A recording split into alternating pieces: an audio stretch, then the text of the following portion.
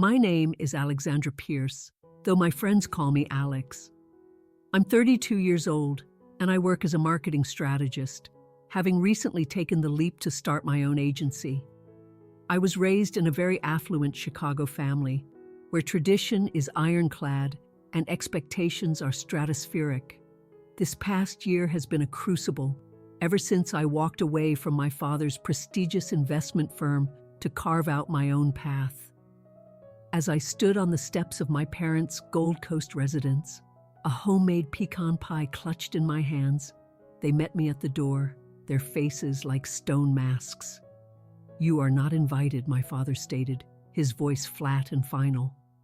Through the sliver of open doorway, I could see my sister Olivia, my uncle Marcus, and even my closest friend Chloe, all sharing a laugh around the festively decorated dining table. Before I reveal what transpired in the moments that followed, I'd love to know where you're joining from. Drop a comment below, and don't forget to hit that like button and subscribe to see how a single phone call that day ignited an inferno. The grand gray stone on Astor Street, the house where I spent my childhood, was a perfect symbol of my family. Prestigious, immaculately kept, and profoundly intimidating.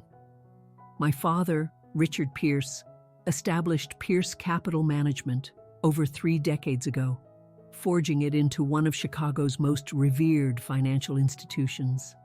In our household, success wasn't merely an ambition, it was the sole currency of acceptance. My mother, Catherine, orchestrated our social lives with military precision. She was a fixture on charity committees, threw impeccable dinner parties, and meticulously policed every facet of my sisters and my public image. "A Pierce never displays vulnerability," she would state, her voice cool and clipped, any time we betrayed an emotion she found unbecoming. My older sister, Olivia, was the perfect progeny. She graduated from the University of Chicago's Booth School of Business and seamlessly integrated into the family firm, never once questioning the path laid out for her. She was the golden child, a flawless extension of our father's legacy. I, however, was drawn to the creative world of marketing and brand strategy, a career choice that was a source of constant, thinly veiled disappointment for my father. "Marketing is for those who can't handle the complexities of real finance," he once declared at a family dinner, the comment landing like a lead weight in the center of the table. Despite his disdain, I earned my degree from Northwestern and, with great reluctance, accepted a position in the marketing department at Pierce Capital. For 5 years, I poured myself into the work, determined to prove my value, eventually rising to become the Director of Client Relations and Marketing. The ground began to shift beneath my feet about 8 months ago. While compiling a presentation for a major client, I stumbled upon a series of troubling financial transactions. Several of our most significant investors had accounts showing patterns of movement that were highly irregular, setting off alarm bells in my mind. When I voiced my concerns to my father, his reaction was explosive. "Those accounts are under my personal management," he snarled, physically snatching the documents from my desk. "Certain aspects of this business are beyond your pay grade, Alexandra. You should focus on your glossy brochures and leave the real work to us." That single, dismissive command was the beginning of the end. In the weeks that followed, a cold war descended upon the office. My digital access to certain client portfolios was suddenly restricted. My sister, Olivia, began to chair strategy meetings that had previously been my domain. My inquiries about the firm's accounting practices were met with evasive answers or outright hostility. Chloe Evans had been my anchor since our college days at Northwestern. We had forged our bond over late-night study sessions and had been inseparable ever since. My family had welcomed her with open arms. My mother frequently remarked that Chloe was like a second daughter. She had joined Pierce Capital 2 years after I did, working in account services. Chloe became an essential part of our family fabric, a constant presence at holidays, on vacations, and at our weekly Sunday dinners. Uncle Marcus, my father's younger brother, and the firm's chief legal counsel, had always been my champion. He was the one who encouraged my independent streak, often defending my unconventional ideas during our tense family debates. "This company needs a fresh perspective," he would argue. Alex brings a dynamic that we're sorely lacking, but in those recent tense months, his support had withered. His usual warmth was replaced by a guarded coolness. The definitive rupture occurred when I successfully landed the Sterling Group, a massive real estate development client my father had been courting for years. Instead of being met with congratulations, my achievement was greeted with intense suspicion. "How, precisely, did you persuade Robert Sterling to sign with us?" my father demanded in his office. His eyes narrowed. "What did you offer him behind my back?" I was flabbergasted. I designed a comprehensive marketing strategy that was specifically tailored to his company's long-term goals, I replied, the implication of his question stinging me. I did my job. "Your job," he shot back, his voice rising, "is to advance the interests of this family, not to build your own personal empire." 2 weeks after that conversation, I handed in my resignation at Pierce Capital Management and officially launched Apex Marketing Strategies, taking with me the client relationships I had personally cultivated and earned. The family's retaliation was immediate and merciless. My mother stopped answering my calls. Olivia sent a venomous email accusing me of profound betrayal. My father threatened a lawsuit for client poaching, a threat he only rescinded when his own legal team advised him it was unwinnable. My cousin Sarah was the only one who maintained a line of communication, meeting me for quiet coffees and offering small, whispered updates from inside the fortress. "They speak of you as if you're a traitor now," she confided during our last meeting. "Something is going on at the firm. Everyone is walking on eggshells." Thanksgiving had always been a sacred institution in the Pierce household. My mother would spend weeks curating the perfect menu and table settings. My father used the occasion as a platform to deliver speeches about family unity and unwavering loyalty. Despite our deep estrangement, I couldn't fathom that they would banish me from this most important tradition. I had called my mother the week prior to confirm the time. "The usual, darling," she had said, her tone icy but not outright hostile. 2:00, "And do try to wear something appropriate this year." The chill in her voice was unnerving, but I chalked it up to her usual maternal critique, not as a precursor to the ambush that awaited me. Thanksgiving morning broke with a burst of unseasonably bright sunshine filtering through the windows of my apartment. I awoke with a flicker of cautious optimism, a naive hope that this day could be a turning point toward reconciliation. The night before, I had baked my father's absolute favorite, a classic pecan pie, using my grandmother's time-honored recipe. The sweet, rich scent of brown sugar and toasted pecans had filled my small kitchen, a fragrant offering of peace. I spent an hour agonizing over my outfit, finally choosing a deep forest green cashmere sweater and a camel-colored wool skirt that my mother had, on a rare occasion, complimented. I styled my hair in the subdued manner she favored and applied only a touch of makeup, acutely aware of her disapproval of anything she deemed too much. Every detail was a calculated move, a strategic maneuver to sidestep criticism and pave a smoother path toward a truce.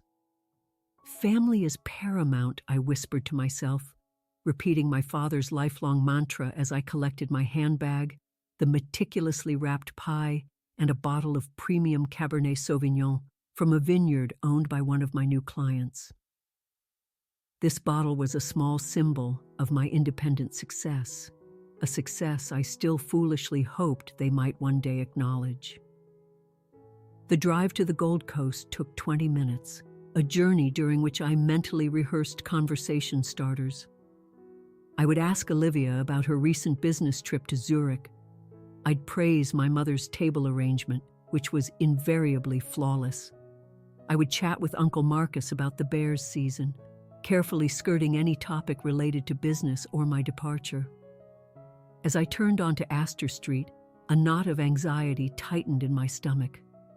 The number of cars lining the street near my parents' home was unusual.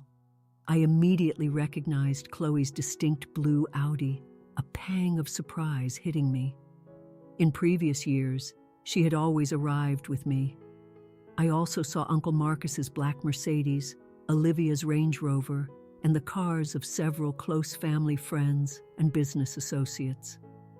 I found a parking spot a block away and took a moment to check my reflection in the rear-view mirror, smoothing my hair one last time before gathering my offerings and walking toward the imposing Greystone that had once been my home. The crisp November air was scented with wood smoke and the savory aroma of roasting turkey from neighboring houses. Through the tall, elegant windows of my parents' home, I could see the soft glow of candlelight and the movement of people within. My heart thudded against my ribs as I ascended the familiar stone steps. Through the beveled glass panels on either side of the massive front door, I caught glimpses of guests mingling in the foyer and the formal dining room beyond. The sound of muffled laughter and the classical music my mother always played on special occasions drifted out to me.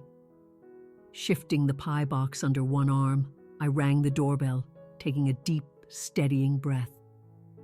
The laughter inside abruptly ceased.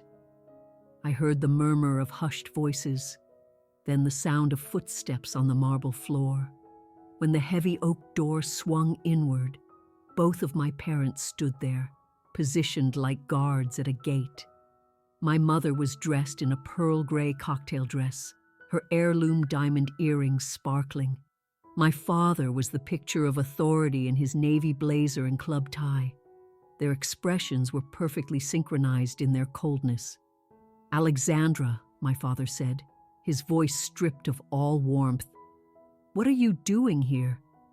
A wave of confusion washed over me. "I'm here for Thanksgiving dinner." "Mom, we spoke last week. You said 2 o'clock.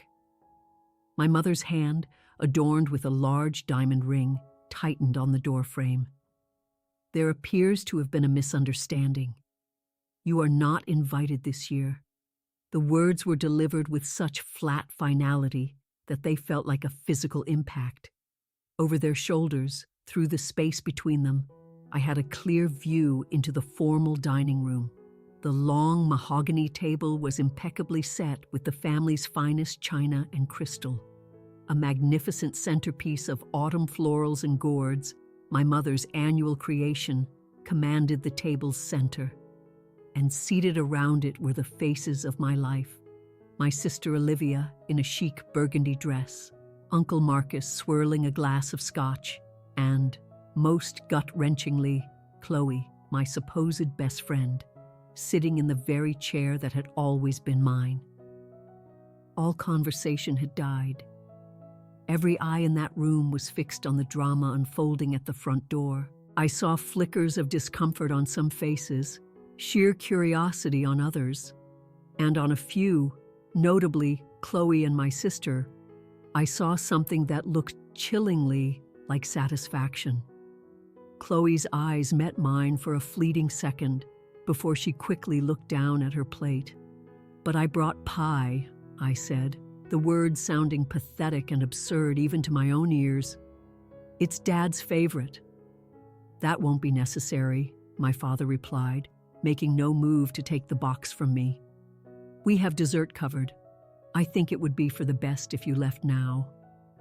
I stood there, frozen on the threshold, the pie suddenly feeling immensely heavy in my arms as the full, calculated cruelty of the situation crashed down on me. This wasn't a simple misunderstanding. This was a deliberate, orchestrated act of banishment. They had intentionally excluded me and invited everyone else who mattered in my life to witness it. May I ask why? I managed to get out, my voice trembling despite my efforts to keep it steady. I believe you know why, my mother said, her voice a low, cutting whisper. Your actions have consequences, Alexandra.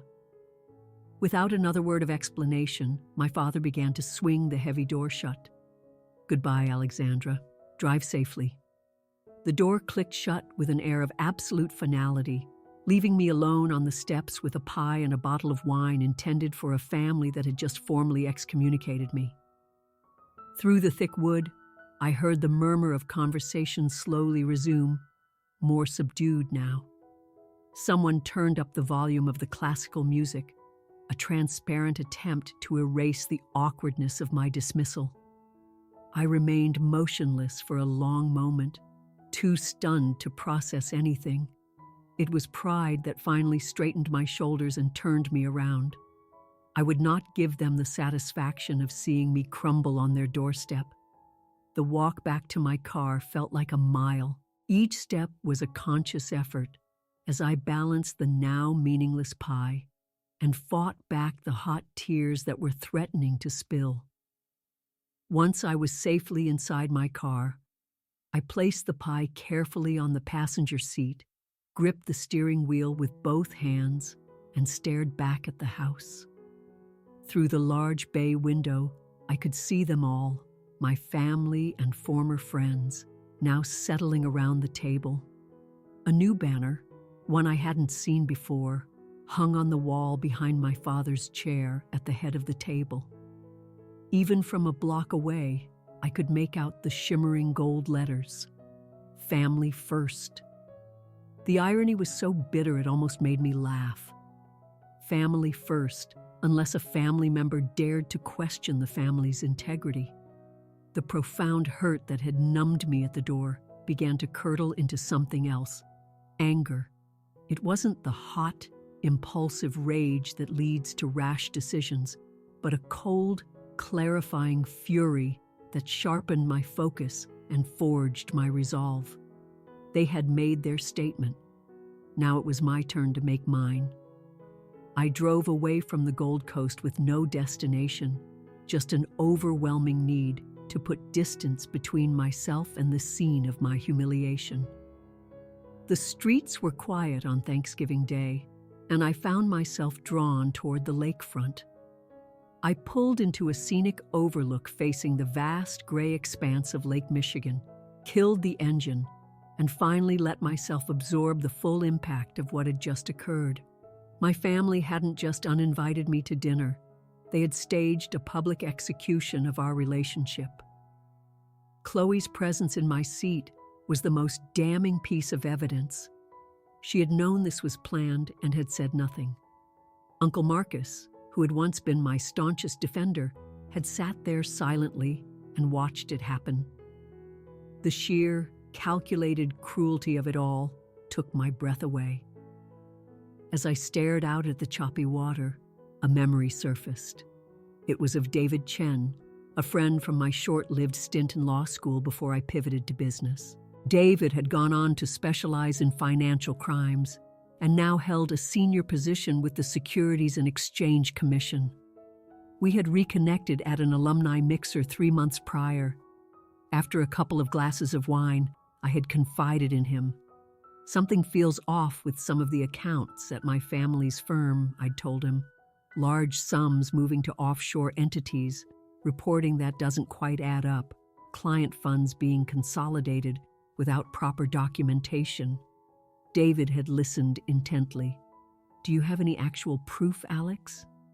Those are very serious allegations, I had admitted, almost surprised by my own foresight. I copied some of the key files before I left. I haven't even looked at them closely. Family loyalty, but I kept them. just in case. He had slid his business card across the table. If you ever decide to look at those files and you find what you think you'll find, you call me, day or night. Some things are bigger than family loyalty. I had put the card in my wallet, intending to forget the conversation and the dark implications of what I might possess. Now, sitting in my car, completely severed from my family, I pulled out my phone and found his contact. My thumb hovered over the call button. This one act would be the crossing of a Rubicon from which there was no return. Once I involved David, a chain of events would be set in motion that could utterly demolish the Pierce family legacy. Was I ready for that? The image of my parents' cold, unforgiving faces in the doorway flashed in my mind. My resolve hardened. I pressed call. David answered on the third ring, the happy sounds of children playing in the background. "Alex, happy Thanksgiving. Everything all right?" "Not really," I said, my voice surprisingly firm. "Remember that conversation we had about the files I copied from my father's firm? I think it's time you saw them. How soon can we meet?" The background noise on his end faded as he moved to a quieter room. "This sounds serious. Are you certain you want to do this, Alex? Once we open this door, we can't close it." "I'm certain," I said, a conviction I didn't know I possessed filling me. My family just made their position crystal clear. Now it's time for me to stand by mine. "I can meet you tomorrow morning," he said, 8 a.m. at my office. "Bring every single thing you have." "I'll be there," I promised, and ended the call. The drive back to my apartment in Lincoln Park felt longer than usual. I took a winding route, passing by landmarks of a life that now felt like it belonged to someone else. My old elementary school, the ice cream parlor where we celebrated good grades, the park where my father taught me to ride a bicycle. Each place represented a version of a family that no longer existed, if it ever truly had. I contrasted these memories with Thanksgivings past. My mother orchestrating the table like a general, my father carving the turkey with an almost surgical precision, Olivia recounting her latest triumph, each of us playing our designated role in the grand performance of the perfect Pierce family. Was there ever any genuine warmth beneath that polished, impenetrable veneer? My phone buzzed with a text from Olivia. "This is for the best. You brought this on yourself." No explanation, no apology. Just the cold, final judgment from the sister who once shared my deepest secrets. I didn't reply. My apartment building felt especially lonely as I arrived. I had decorated my living room with tasteful autumn arrangements earlier in the week, setting a small table for one, still harboring a sliver of hope that an invitation might come. Now the decorations seemed to mock my solitude. I changed out of the carefully chosen outfit into a comfortable pair of jeans and a sweatshirt. The rejected pecan pie sat on my kitchen counter like an accusation. I uncorked the expensive bottle of Cabernet I had brought as a peace offering and poured myself a very generous glass. My refrigerator held a meager selection for a holiday meal, but I found some cheese, crackers, and deli turkey. I arranged it all on a plate with a handful of grapes and sat down at my small dining table. "Happy Thanksgiving to me," I whispered, raising my glass in a solitary toast. The first sip of wine was what finally broke the dam. The tears came in a sudden, violent rush, years of suppressed emotions, a feeling less than, finally bursting free. I cried for the family I thought I had, for the devastating betrayal by Chloe, for the lonely, uncertain path that now stretched out before me. The tears eventually subsided, leaving in their wake an odd, quiet clarity. For the past 8 months, I had been living in a state of limbo, not fully part of my family, yet not truly independent. Today's brutal rejection, as painful as it was, had severed the remaining threads. Now it was up to me to decide what came next. I walked into my home office and opened the false panel I had installed behind a bookshelf. There, I retrieved the encrypted drive containing the documents I had copied from my father's firm. The time for avoidance was over. The documents I had stashed away months ago were now spread across my dining table, a digital and paper trail of deceit that was impossible to ignore. When I had first copied these files, it was a move driven by pure instinct, a gut feeling that something was deeply wrong, even if I couldn't bear to face the truth.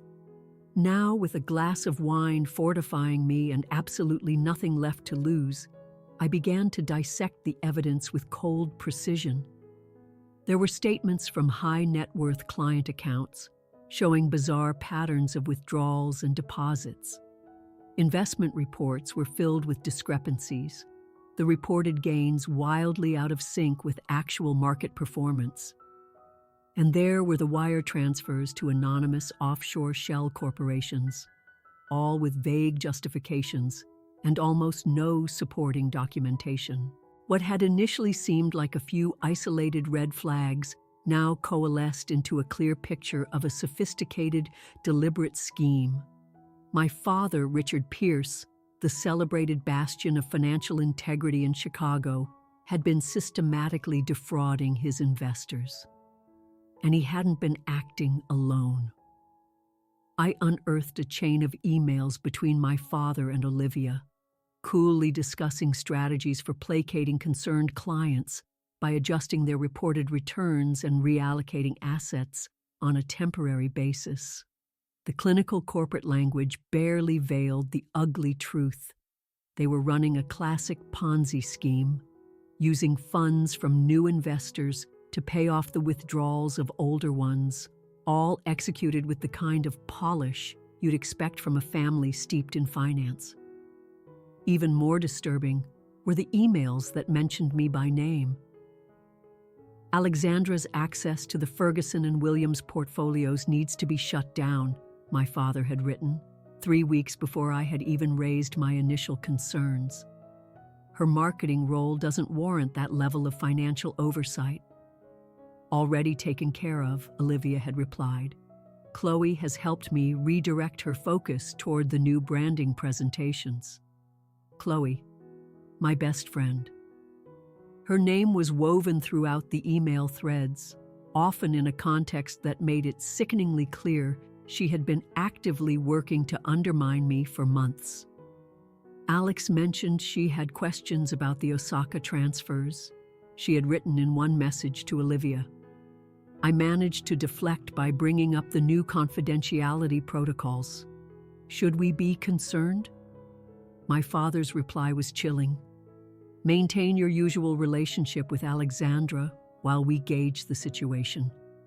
We need to know exactly what she suspects and who, if anyone, she has spoken to.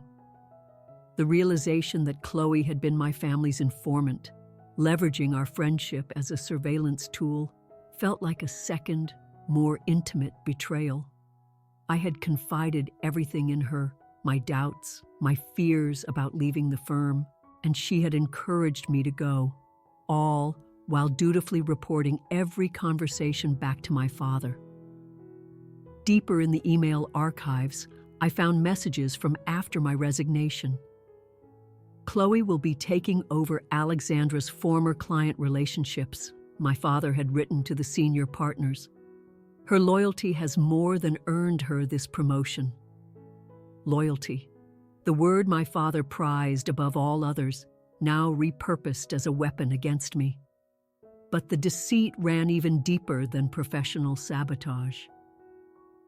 A folder labeled "Personal" contained a collection of social media screenshots and photos that seemed at first irrelevant. Then a pattern emerged. Dozens of pictures of Chloe and Olivia together at events I hadn't been invited to, their body language suggesting a level of intimacy that went far beyond friendship. The final image was a candid shot of them embracing on the deck of my father's lake house. clearly unaware they were being photographed. The revelation of their secret relationship explained so much. Chloe hadn't just betrayed me for a promotion. She had been romantically involved with my sister while performing the role of my loyal confidant. The sheer depth of the deception made me feel physically ill. My phone rang, startling me. It was David. "I couldn't wait until morning," he said, his voice urgent. "I started running some preliminary checks on Pierce Capital after you called. Alex, there are major red flags all over their offshore accounts.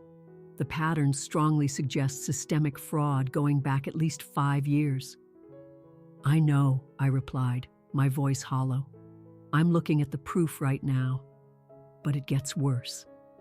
I took a breath and told him everything: the Ponzi scheme, Olivia's complicity, and Chloe's dual betrayal. He was silent for a moment. "I'm sorry, Alex.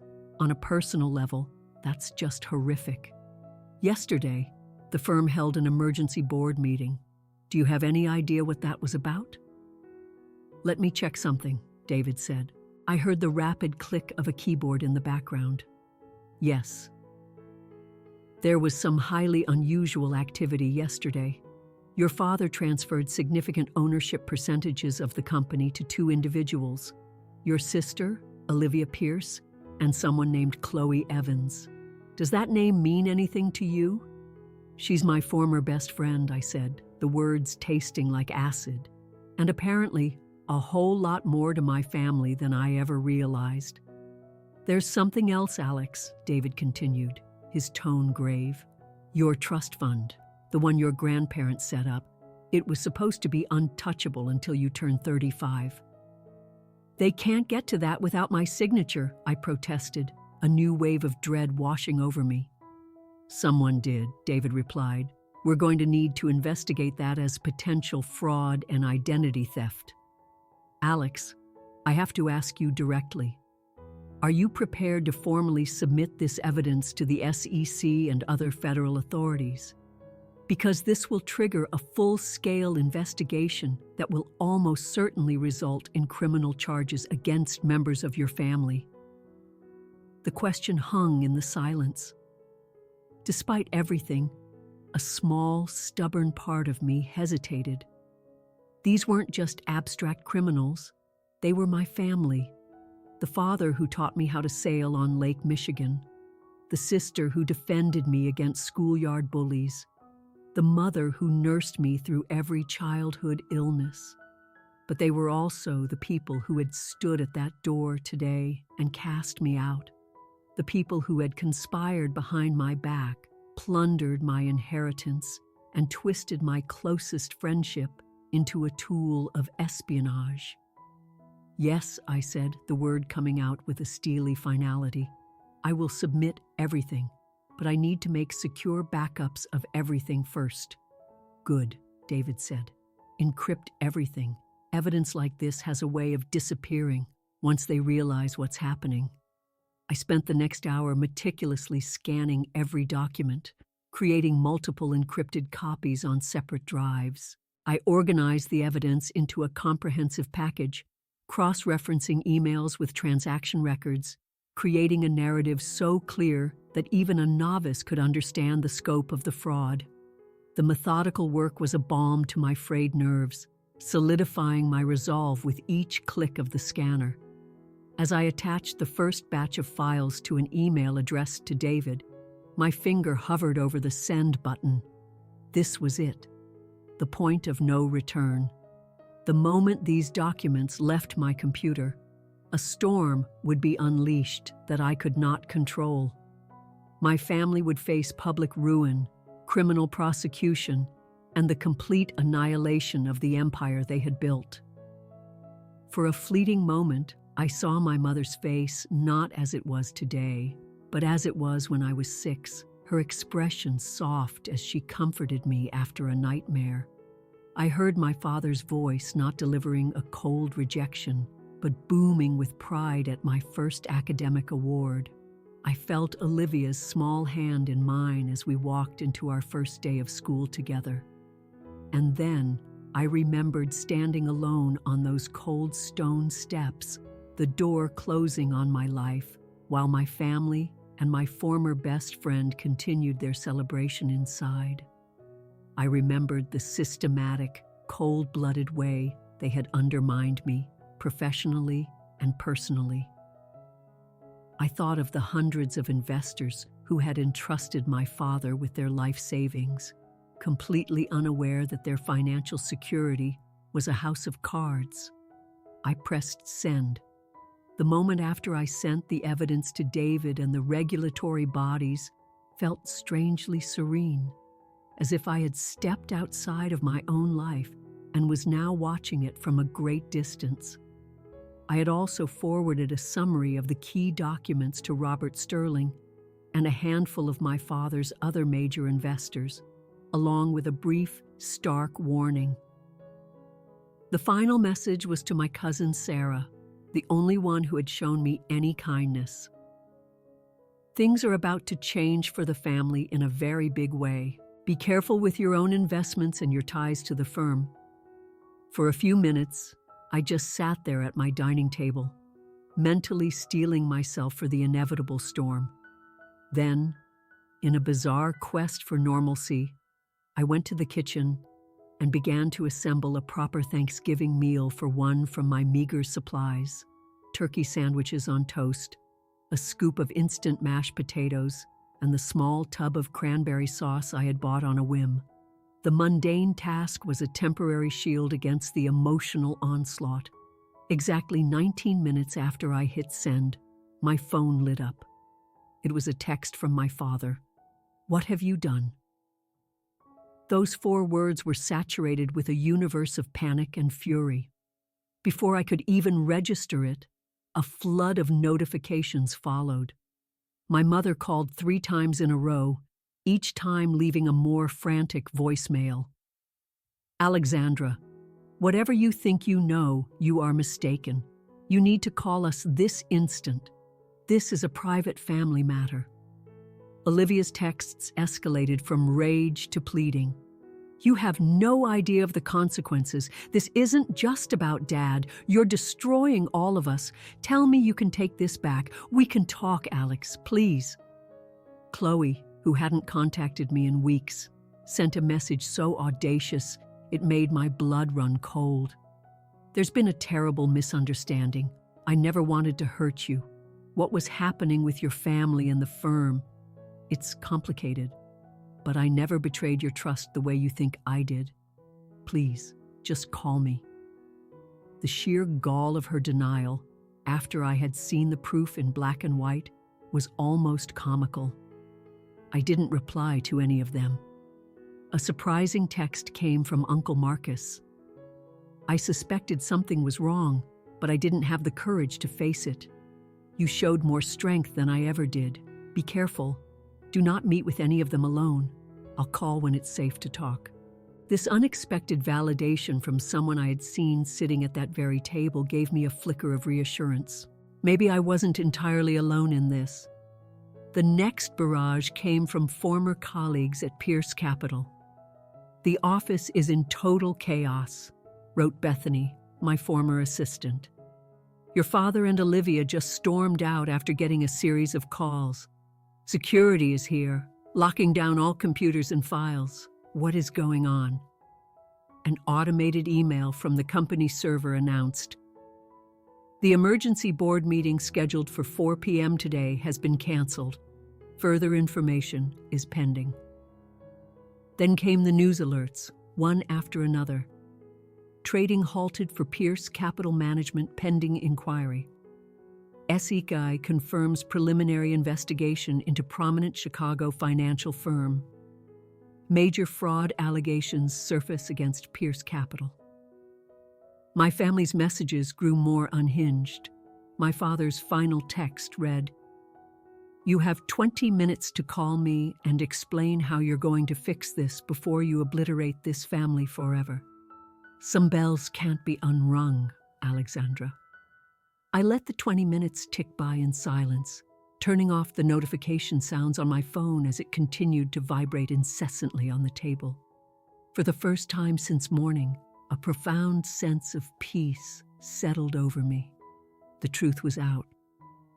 Whatever came next was beyond my control. I had done what I believed to be right, regardless of the devastating personal cost.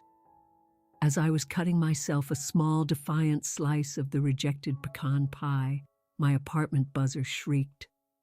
I froze, the knife halfway through the crust, a cold certainty washing over me.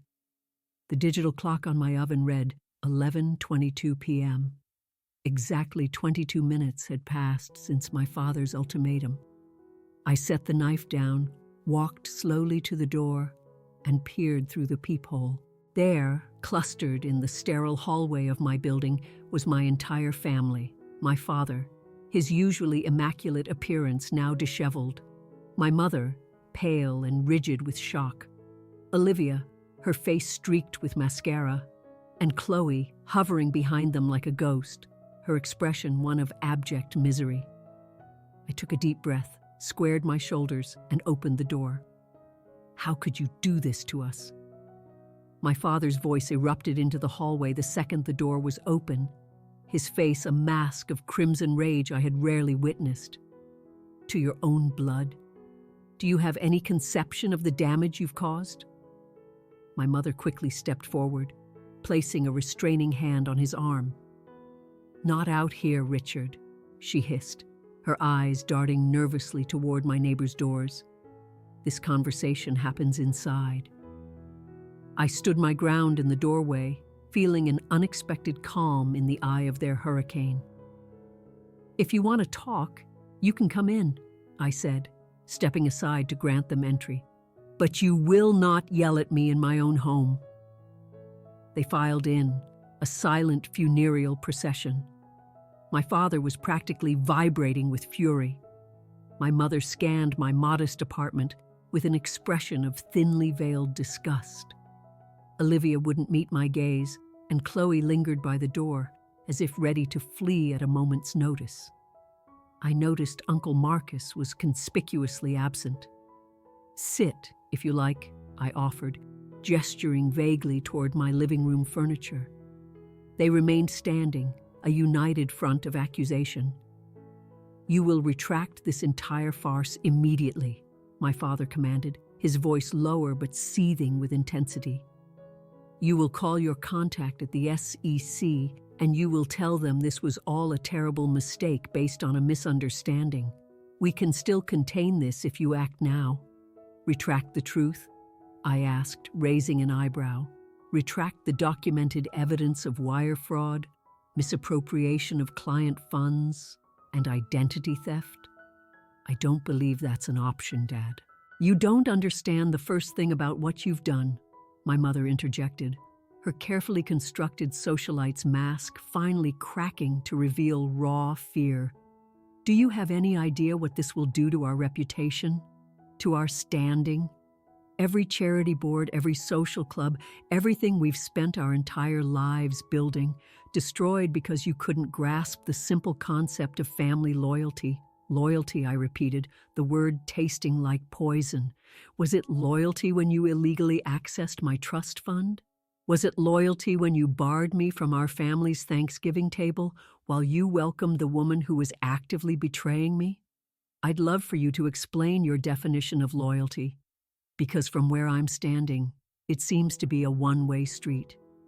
Olivia finally spoke, her voice cracked and hoarse as she sank onto my sofa, uninvited.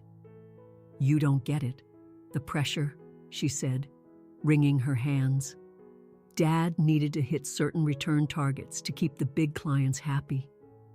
When the market soured back in 2019, we had to make adjustments, just to keep the firm from going under. It started small. We always intended to make it right, but it just grew. Do not say another word, Olivia, my father snapped, his eyes flashing. For all we know, she's recording this entire conversation. I almost laughed at his sudden paranoia. I don't need to record anything. The documents I sent to the SEC speak for themselves. Chloe took a tentative step forward, her eyes red and pleading. Alex, please. This impacts so many more people than just your family. There are dozens of employees who will lose their jobs, clients whose life savings will be devastated. There has to be a way to mitigate this without total annihilation. The sheer nerve of her appeal finally ignited my own anger. "You have no right to speak to me about anything," I said, my voice ice cold. "You used our friendship as a cover to spy on me for them. You reported every doubt and every question I had back to my father, and you did it all while you were sleeping with my sister. Did you enjoy playing me for a complete fool, Chloe?" Her face crumpled. "It wasn't like that. Not in the beginning. Olivia and that happened later. I swear I never wanted to hurt you." A slight noise at the door cut her off. Uncle Marcus slipped into the apartment, giving me a brief, affirmative nod before turning to my father. "Richard, they're seizing the servers at the office as we speak. The SEC has already put a freeze on the primary operating accounts. You need to call Gerald now." He then turned to me. "I came to warn you. They're looking for a scapegoat, and they've decided it's going to be you." My father's expression confirmed it instantly. His tone shifted from rage to chilling calculation. "You were involved enough in the marketing for these accounts to be implicated," he said smoothly. "If you cooperate with us now, help us frame this as a simple misunderstanding that you misinterpreted, we can protect you. If you don't, our lawyers will have no choice but to present evidence of your complicity." "Evidence you would manufacture," I countered calmly. "Except it won't work.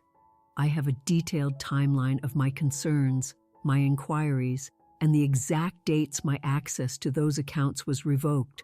My contact, David, has that timeline, and I was never a signatory on a single one of the fraudulent transfers." My father's face went dark at the mention of David's name. "So that's what this is about. Some man. You're willing to destroy your family for some SEC boyfriend? This is about doing the right thing," I shot back, a concept this family seems to have completely forgotten.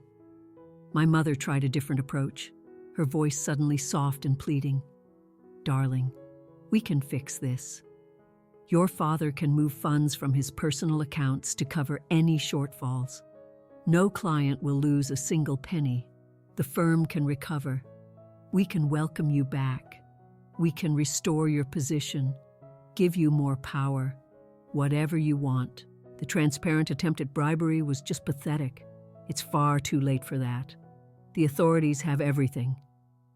"Name your price," my father said bluntly, cutting through her pleas. "Everyone has one. 2 million? 5? Your own division within the company. Complete autonomy. What will it take for you to help us put this fire out?" I stared at the man who had raised me, now fully revealed as someone who believed every person and every principle had a price tag. "I already have what I need," I said softly. "The truth." "Truth?" he scoffed. "Truth doesn't pay the mortgage or maintain a reputation. Truth is a luxury for idealists who don't understand how the real world works." "Oh, I understand exactly how your world works now," I replied, "and I want no part of it." Olivia stood up abruptly. "She's not going to help us," she told my father, her voice flat. "But there's something else you should know. She now controls the Norton Trust shares since she's over 30. If she votes those shares with the board members who are already questioning your leadership, you could lose control of the company entirely, even without this SEC investigation." My father's head whipped toward me, his expression shifting again, from dismissive to sharply calculating.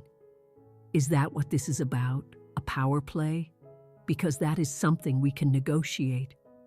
"No," I said firmly. "This is about accountability.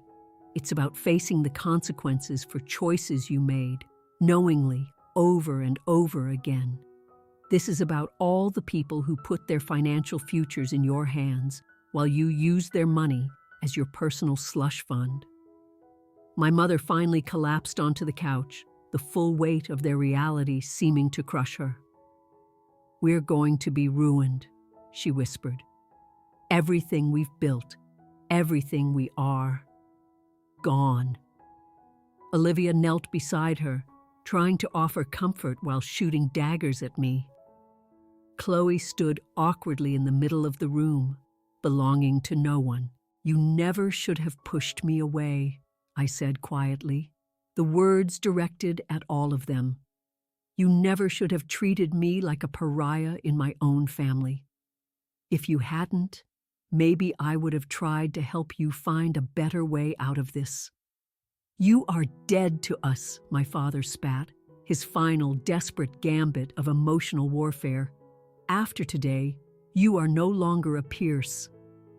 I met his furious gaze without flinching. "I stopped being a Pierce the moment you shut that door in my face. Now I need all of you to leave my home. My lawyer will be in touch regarding any further communication." Chloe made one last, desperate attempt to appeal to me. "Alex, please. I know I hurt you more than anyone, but you have to believe me. Our friendship wasn't a lie. I did care about you. A real friend wouldn't have been sitting at that table today while I was being turned away," I replied, my voice devoid of emotion. "A real friend would have stood up and walked out with me. You made your choice, Chloe. Now you get to live with it, just like the rest of them." One by one, they left. My father stormed out without a backward glance. My mother paused at the door, her expression a maelstrom of anger and loss before following her husband. Olivia hesitated, looking as if she wanted to say something more, but in the end she just shook her head and walked out in silence. Chloe was the last to go, tears streaming down her face as she whispered a final hollow, "I'm sorry." Uncle Marcus lingered for a moment. "This is going to get much worse before it gets better," he warned me in a low voice. "But you did the right thing. It's something I should have done myself years ago." He gave my shoulder a gentle squeeze before following the others out.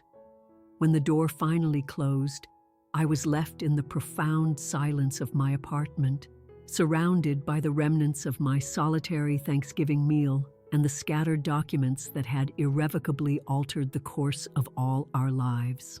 For the first time all day, I allowed myself to feel the full, crushing weight of what had just happened and what was yet to come.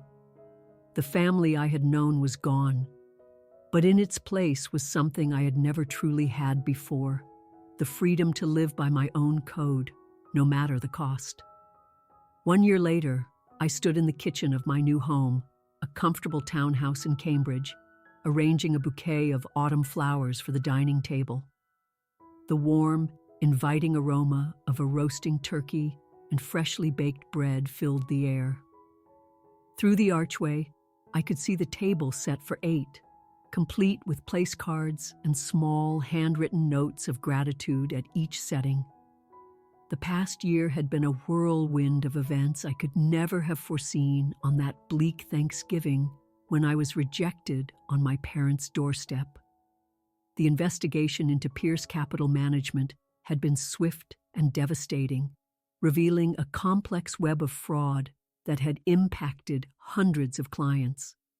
My father, facing a battery of federal charges, ultimately accepted a plea deal that involved full cooperation, massive financial restitution, and a term of house arrest instead of prison. His legendary reputation in Chicago finance was left in ashes, but he avoided the worst of the legal consequences by surrendering what was left of the firm to a court-appointed oversight board. 3 months after the scandal broke, that same board made a surprising offer to me.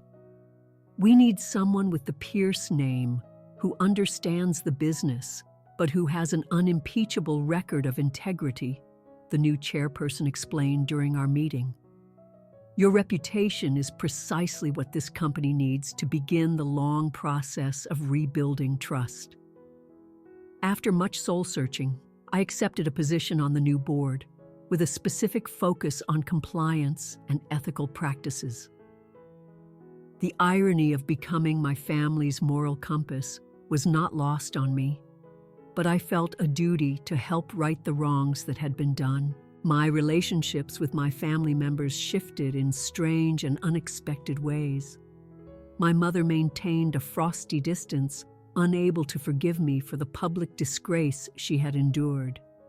Her social world had evaporated, and she retreated to their lake house in New Hampshire, a self-imposed exile. Olivia, however, stunned me by reaching out 6 months after our confrontation. "I've been in therapy," she admitted over a very cautious coffee. I had to understand why I went along with it all, why I valued Dad's approval over my own moral compass. Our relationship is still fragile, but it's slowly being rebuilt, one honest, difficult conversation at a time. She found a job at a small, ethical investment firm in Providence, starting over at the bottom, but she claims to be happier than she's ever been. Chloe sent several long letters and emails, filled with apologies and attempts to explain her actions, while I eventually replied with a formal, written forgiveness for my own peace of mind. I made it clear that our friendship was beyond repair. Some betrayals cut too deep to ever truly heal. Uncle Marcus became my staunchest ally during the firm's restructuring, using his legal acumen to protect the innocent employees and clients who were caught in the fallout. "I was a silent enabler for your father for far too long," he confessed to me during one late-night work session. Standing by and saying nothing is its own form of complicity.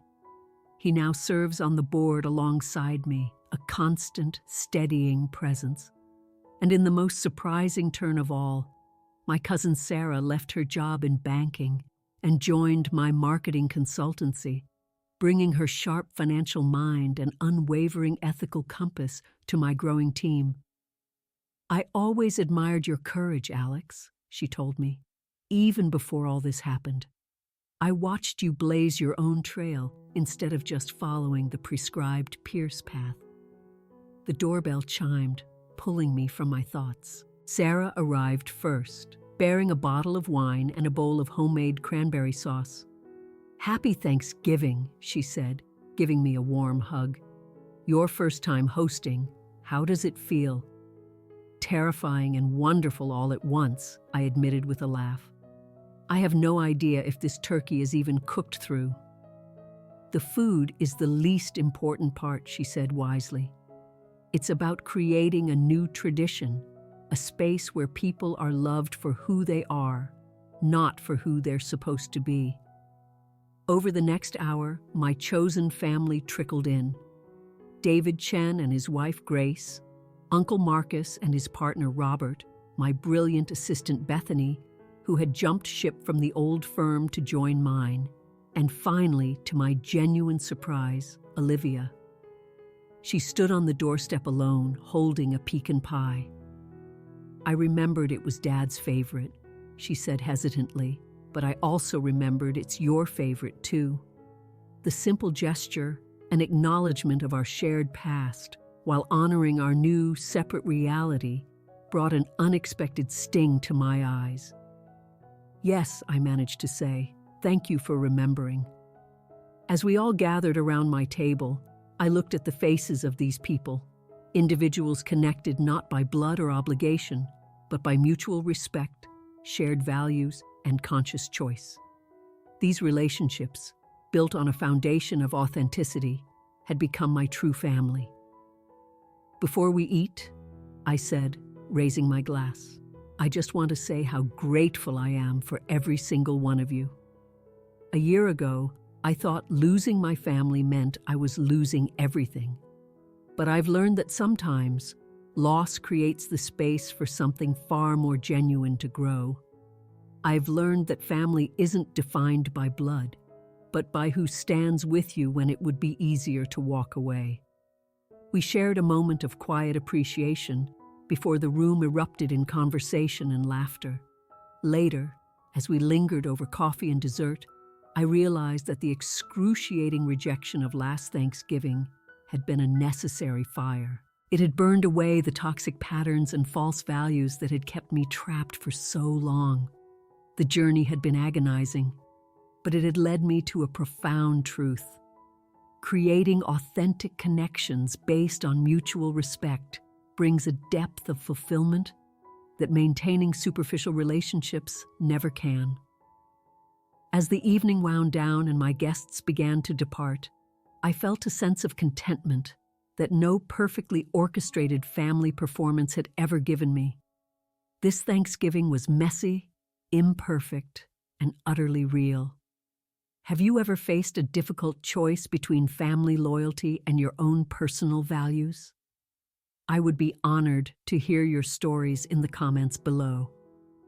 Sometimes, the most challenging decisions lead to the most unexpected blessings, and sharing our journeys can give others the courage to navigate their own.